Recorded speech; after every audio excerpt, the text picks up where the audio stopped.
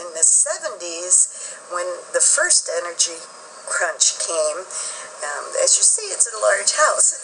And so we went to heating with wood because we thought we were so proud of ourselves that we were self-sufficient.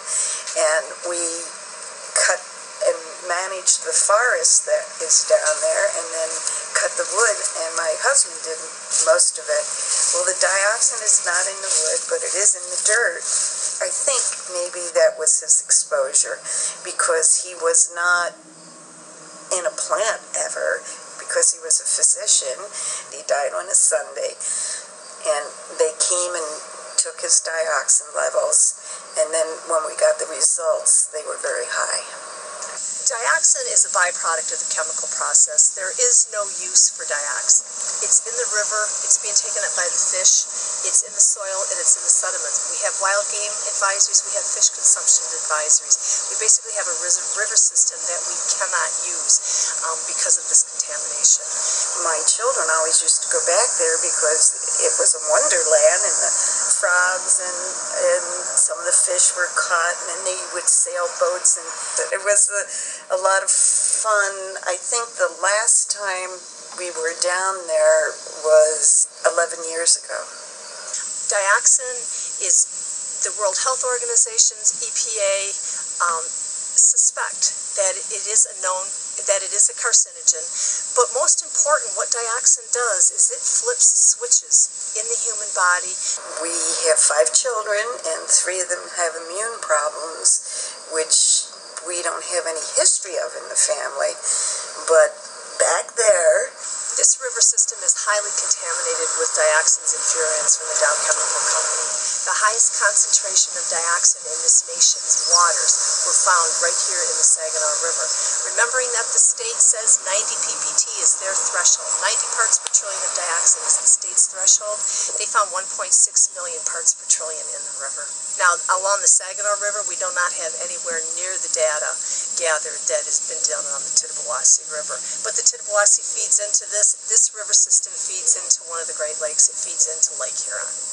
You know, if I would go up to the Dow Chemical Company and go on their land, they would get me for trespassing, but they've trespassed on my land, and I can't use it.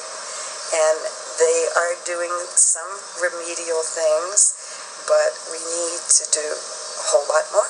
There have been advisories given to these people to not move soil, to put in elevated garden beds, to wash their fruit off, to wear masks when they mow their lawns, because dust inhalation is a major exposure pathway for dioxin. We never gardened in the floodplain, but we did garden up here. One of the things they said that we should go to container gardening, and so we have. I just grow flowers because my husband used to say they were food for the soul. Families with cancers, families with 4 or 5 children who have autoimmune diseases.